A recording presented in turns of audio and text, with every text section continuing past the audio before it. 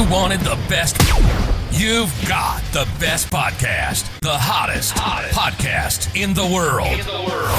The Chris Voss Show, the preeminent podcast with guests so smart you may experience serious brain bleed. The CEOs, authors, thought leaders, visionaries, and motivators.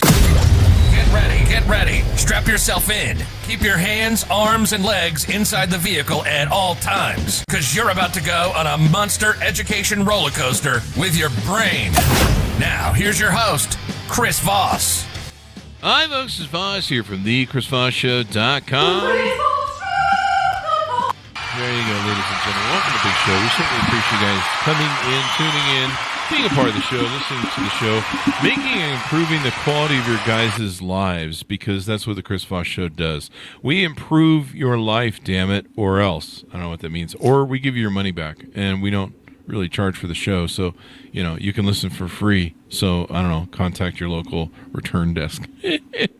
As always, folks, we really appreciate you being a part of the show. We bring you the CEOs, the billionaires, the White House presidential advisors, governors, Congress members, U.S. ambassadors, TV and print, Pulitzer Prize winning journalists, you name it, they've been on the show. CNN, MSNBC, Washington Post, Wall Street Journal, New York Times, The Guardian, etc. You've heard them, seen them, and usually they step off TV, come see us, and go back to TV. And so by doing so, as the elite crowd of the Chris Voss Show, we like to call them, you embark on the Chris Voss Show Glow, which is the imparting of all the stories and knowledge that they shower upon you for the shower hour of the Chris Voss Show. I'm just having fun today making up stuff. So there you go. Guys, we have another great author on the show with us today. He's the author of the latest book, who just came out August 30th, 2021. It's called Seen or Unseen? What is your choice? Dr. Clarence Riggins joins us on the show today. We're going to be talking about his book, his insights, and his life. And he certainly has led an interesting one. During the mid-1960s, the city and county that he grew up in was integrated. He and one of his brothers were two of the first 9 blacks who attended the integrated school for the first time in Jeffersonville, Georgia. He knew many citizens who were aware of how blacks were treated and seen in life, but they went along with the status quo. All the hard times are embedded in his mind, though it was only yesterday that he attended the school.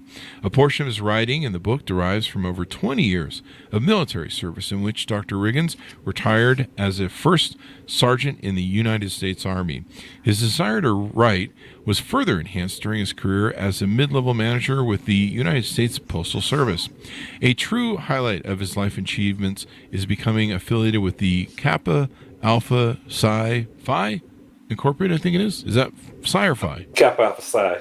There you go. I flunked college. I flunked 2nd grade, so I didn't make it to college. That's what happened there. And as his book, Seen or Unseen, What is Your Choice, was written, the author's underlying intentions is to stimulate readers who possess valuable insights and potential solutions to step forward and contribute, urging them not to turn a blind eye to pressing issues. Welcome to the show, Dr. Riggins. How are you? Doing fine. I am excited and truly glad to be here. And we're truly glad to have you as well. Do you want people to look you up on the internet? I think we talked about it on the show. Any place you want people to look up the internet other than ordering from Amazon or wherever fine books are sold? Only social media that I'm on right now is Facebook. Mm-hmm. Like I say, I'm working with Blackstone printed media, in reference to a website. So the website has not come about yet. Mm-hmm. So just on Facebook, they get me on Facebook. There you go. And you can find it wherever fine books are sold, including Amazon. There'll be a link on the Chris Voss Show. So, Dr. Riggins, give us your 30,000 overview of what's inside the book, Seen or Unseen. The book, talked about some issues that was near and dear to me. Like the first chapter is a nation at large. Now, I know at large mean a lot of things to a lot of people, but it meant to me that we have some things that are out of control right now, and we have people that can correct it and fix it, but they are turning a blind eye. It seems like they do not want to do it. Even as we speak of crime, I know there's got to be a way, that we can combat this crime.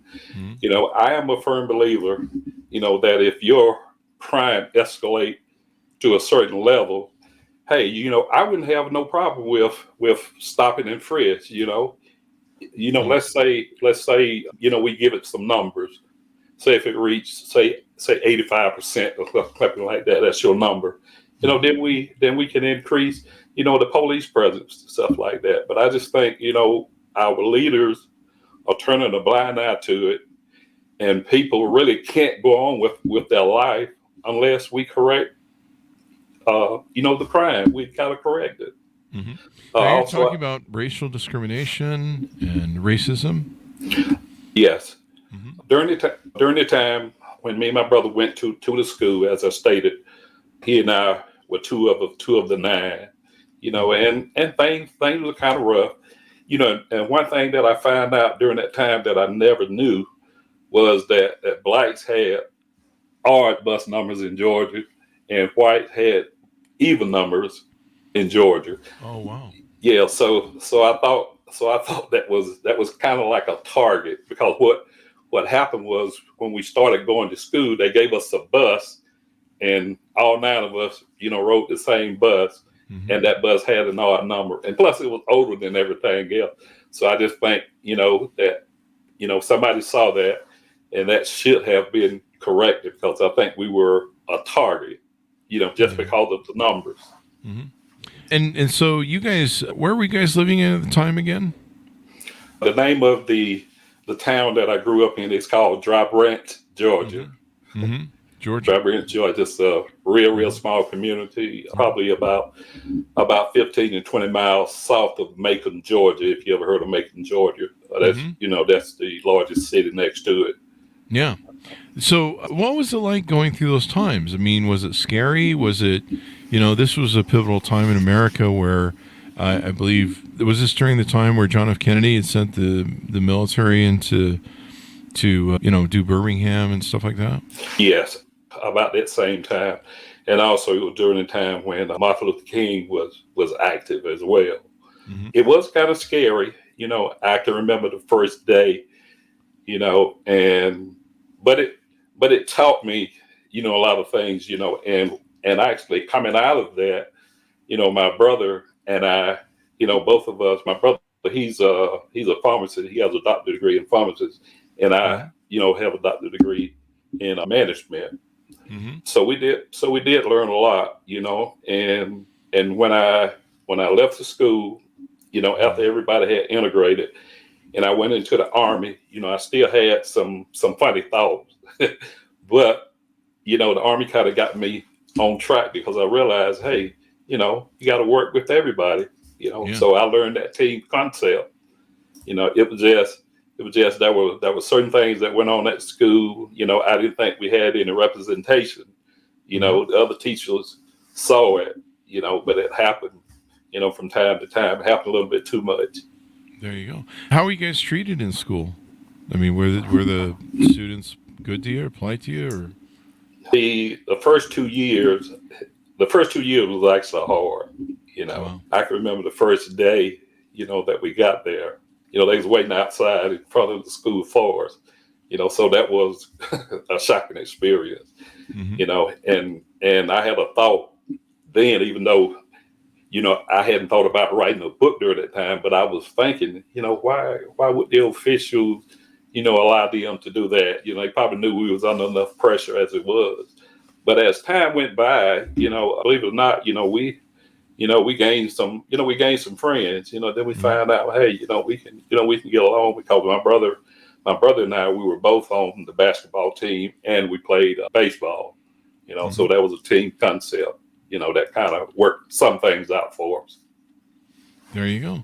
When I was a kid, I used to look at the photo. There was a bunch of cards that were being sent to me for history stuff, and I would look at the photo of Ruby Bridges. I think we tried to get her on the show. She put out a book recently or a while ago, but of Ruby Bridges, and I would see the hateful viciousness of just the faces in the crowd that were so against her and integrating schools. And I always wondered what that was like. I mean, intense bravery and just people spewing hatred at you, doing, throwing things at you and everything else. And so it must have been a pivotal time to grow up in during that era. And I imagine it shaped you in a lot of different ways. Oh, it did. It did. Mm-hmm. What was it like for your family? I mean, were you the first to go to school growing up? What was your family like and growing up, and how much did school make a difference for you? Actually, I grew up in a large family. There was actually 12 of us. It was eight boys and 4 girls. Wow. And so being so large, of course, the ages, really had some span in it. But me and my brother, he was 2 years older than me. Now, he was the second one to go to college. My oldest brother was the first one to go to college. He was the first one to go to college. He was a teacher. He was a military officer. And he also taught high school and college. And my other brother, he was the second one, to go to college. And he went to Florida A&M, and then he went back, to get his doctorate degree in pharmacy. Now, I did not start college right after high school. I started college when I was in the military. And actually, when I started going, I think I spent probably too much time in college, to be honest with you. You got to find what you like, right? You have to find what works for you, and sometimes it takes longer than other things. There's a lot of people that go through college really quickly, and they don't like what their degree is, and then they got to flip it all around. So there it goes. So what made you want to get a doctorate? My oldest brother, during the time when he got his commission in the military, they were recruiting blacks. And actually, because he had a master's degree, he was automatically given the rank of 04 in the Navy, which is a lieutenant commander, and it's of course a major in the Army. And so he, used to discuss that with me all the time. Say, hey, you're in the military. If you plan on staying, what you need to do. You need to think about college. But believe it or not, I had a 2-year scholarship. When I finished school, but for some reason I just wasn't ready. So I just decided to go to the Army. But later on, and that was a manager that I had. He was a senior non-commissioned officer that I had. And when I was stationed down at Fort Benning, when it used to be Fort Benning, he told me, said, hey, look, you're in a good position right now. You don't have to work at night. You don't have to work on the weekend. And I'm advising everybody under my leadership, to start school. And once I started, it was history from there. There you go. So you live your life. You've been living it. You retired from the military. What prompted you to want to write this book? Basically, again, some of the things that happened to me, some of the things that I saw. When I was at the post office, there was a lot of things, that I saw, like, bringing people in. And I remember I had a manager that only had just high school diploma, but that manager used to always say to me, and you have a PhD, and I'm saying, wow, that's kind of cruel, and that was another part of the seen and unseen. I'm saying, okay, I know we have some managers, some upper level managers that see this, but again, they're taking that blind eye and won't do anything about it because overall, later on, they found out that this person wasn't even qualified, and the person wrecked the place. I'm telling you, wrecked the place, dismantled the place. Yeah. So in your book, Sight Unseen, Seen or Unseen, give us a good description of what that actually means, because I've got an implication of it, but let's define it if you would. Okay, I define it as, all right, there are happening going on, whether it's in the world or whether it's in your state, whether it's in your neighborhood, that's kind of contrary, to what should be happening. These people see it, but they make a choice, to to have a blind eye to it, to make it unseen. So when they see racism, open racism, discrimination, that's what you're referring to when you say it. Racism is part of it, okay. But even like living in your neighborhood, when you're trying to keep a good neighborhood, for example, let's say your neighbor comes in and the next thing they do is put up a basketball goal. Okay, everybody else sees that.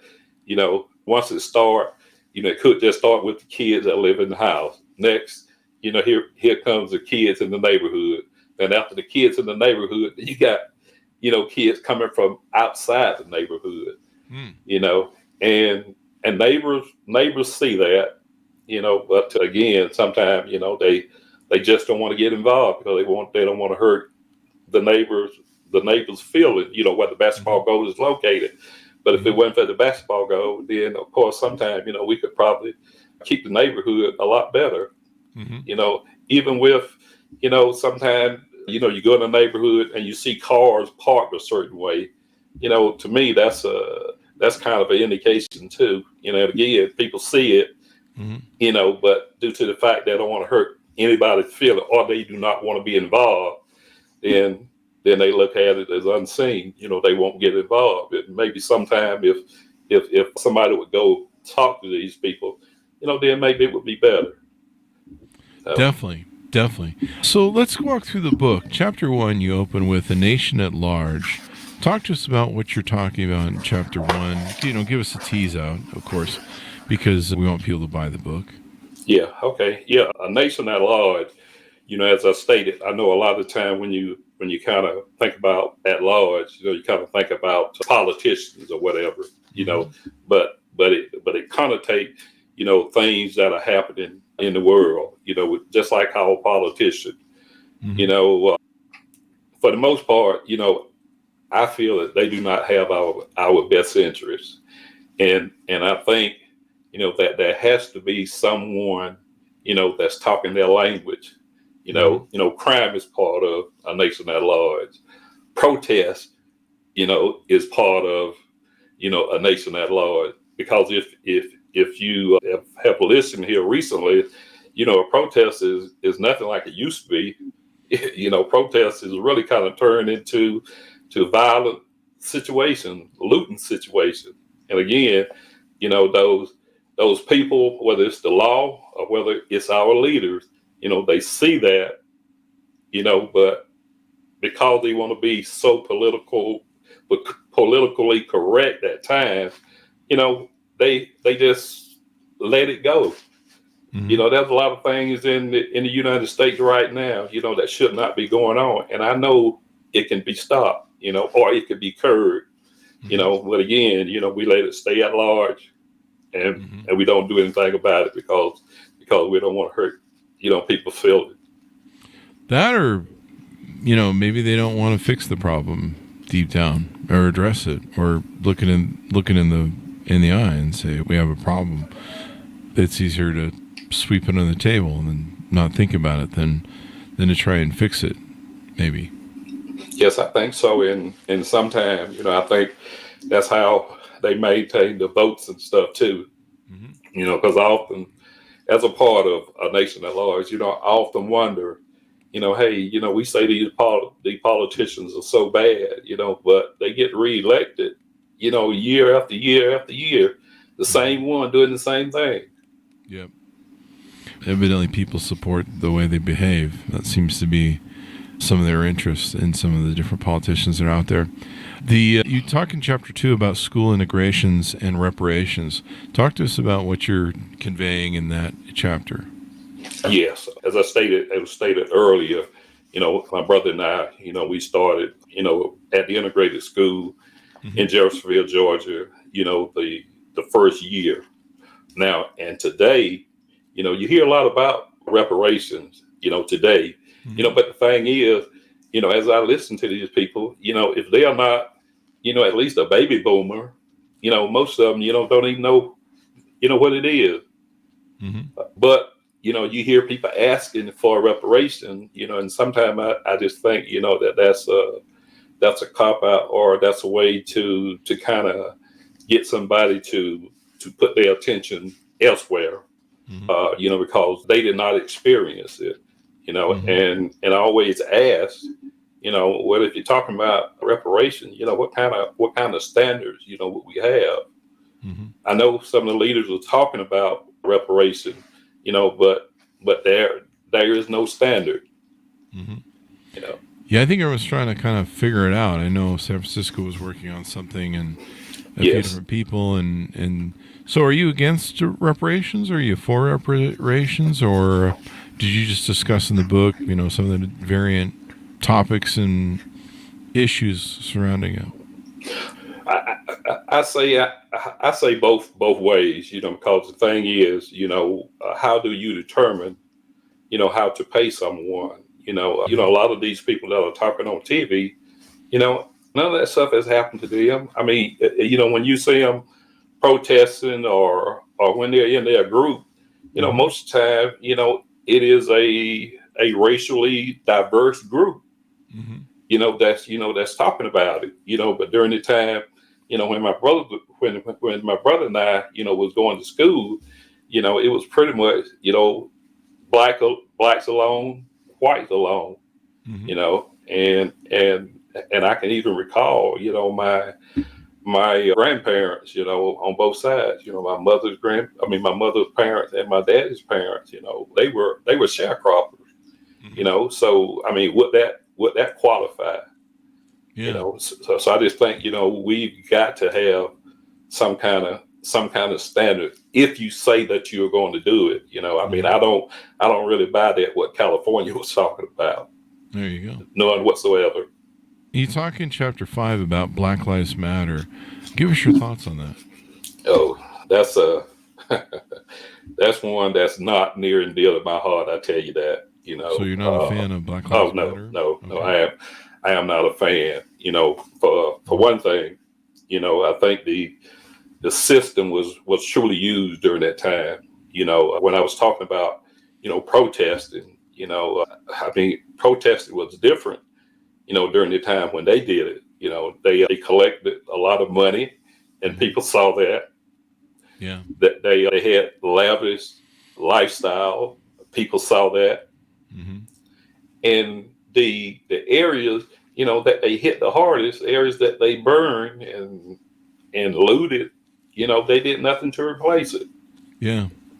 And there seems to have been a lot of corporate money was thrown in it. I know that I think some people, I don't want to, and don't go Fox News on me, people, Jesus Christ.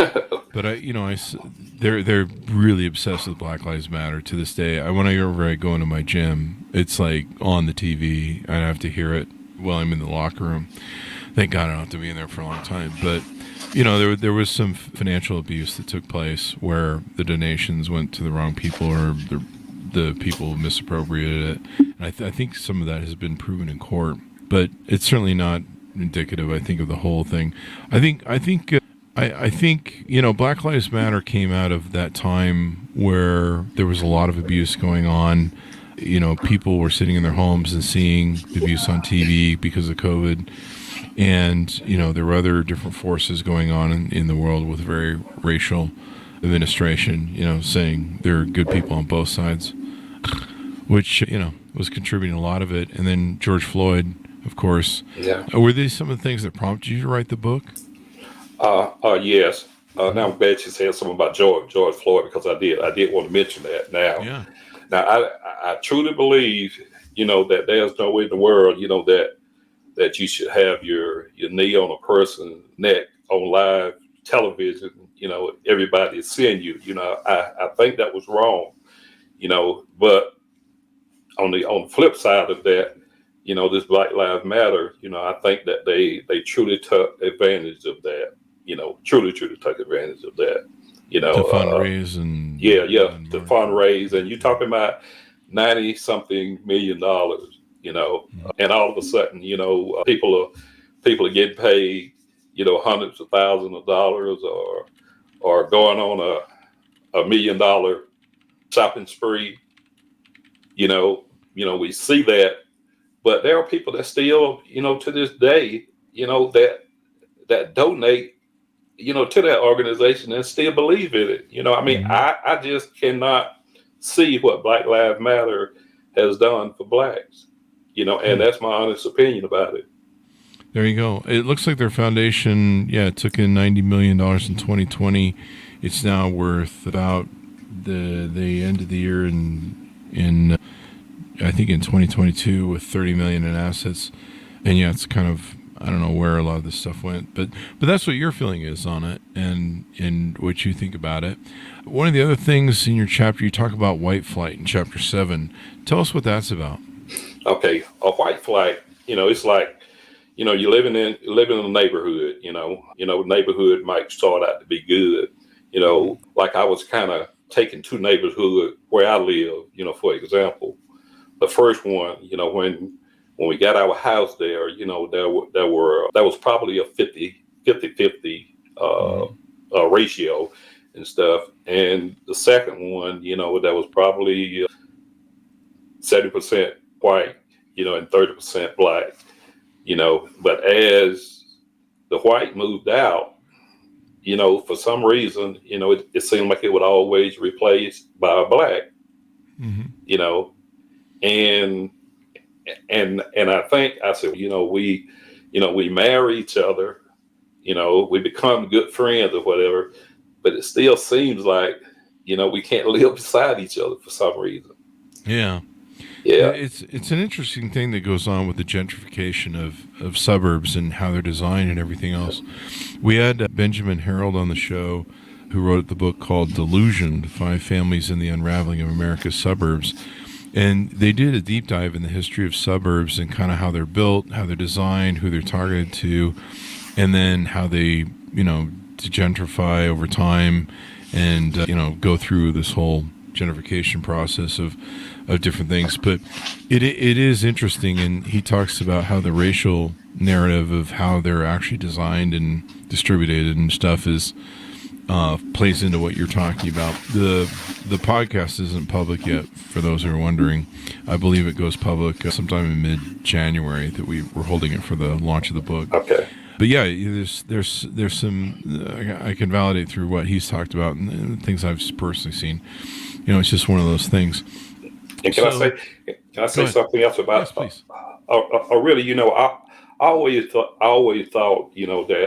that as you have neighborhoods in a city, and I would think, that the city council or the city's leadership or whatever, would monitor some of that stuff. But I know, a lot of them, they know the makeup of some of these neighborhoods, but when these new neighborhoods are built, I would hope, that there would be someone, to monitor that and try to find the reason why, because I tell anyone, I really don't want to live in just a black neighborhood.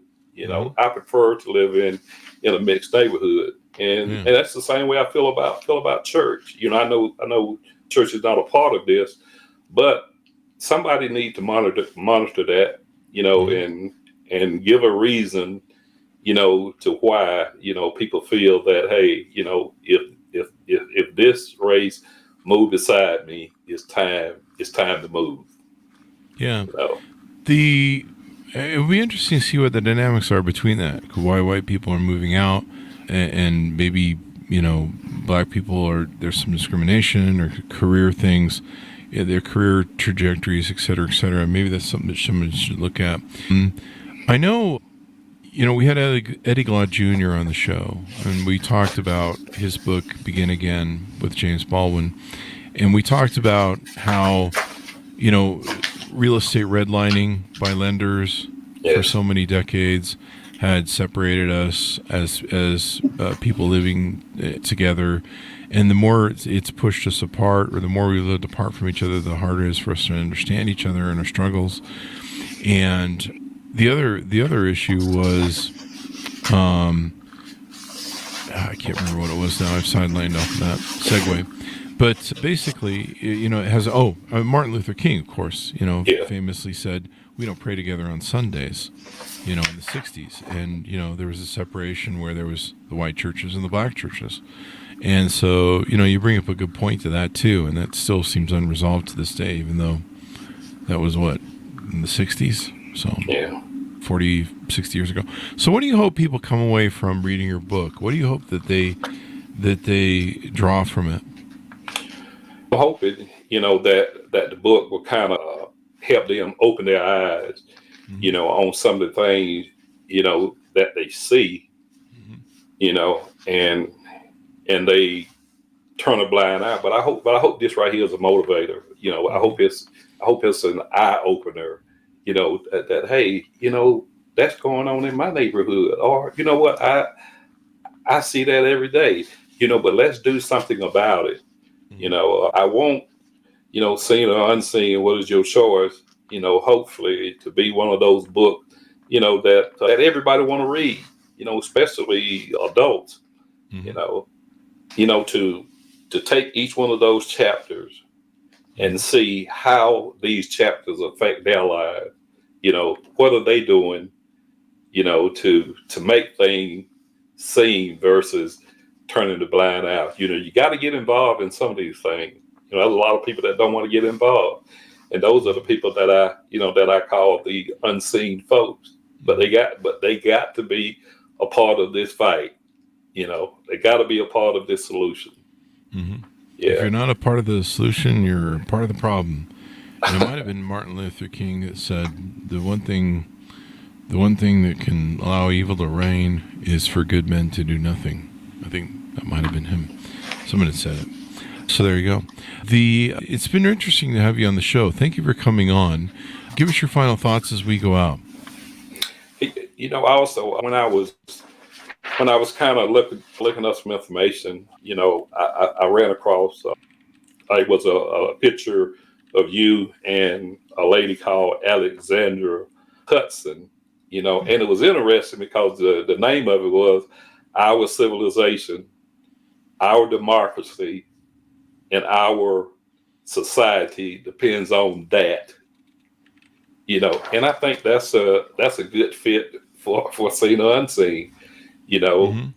When you get involved, you can change things, whether it be our politicians or whether it be the white flight or whether it be, what happened to the neighborhood, they just need to open their eyes and get involved, if we are, to change things. Because right now, I think it's going to be a long time before there'll be there's a turnaround in our society.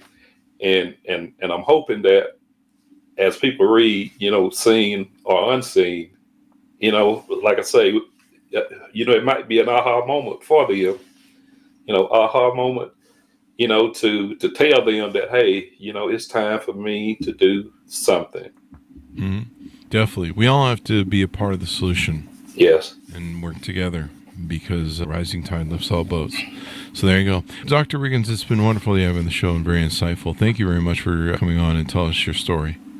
I'm so happy, and I mean, I was dreaming about being here last night, and of course I was nervous today because I had my computer and everything set up. I was ready to go, and I said, hey, everything is looking good. And then when I went to it, something happened. My wife saw it too, and I saw it, and I said, hey, this is seen, so we got to do something. There you go. You got her done. Yeah. Well, thank you very much for coming on. We really appreciate it. Okay. Thank you. Truly thank you for having me. Thank you. And folks, order up the book wherever fine books are sold. You can get it on Amazon. There'll be a link on the Chris Voss Show. Seen or unseen, what is your choice? And remember, the most important thing is that good men stand up and do something and say something. And we say enough with the bullshit. It's time for our society ills to get wrapped up. So thanks so much for tuning in. Go to goodreads.com/Chris Voss, linkedin.com/Chris Voss, youtube.com/Chris Voss, and all those crazy places we're at on the internet. Thanks for tuning in. Be good to each other. Stay safe, and we'll see you guys next time.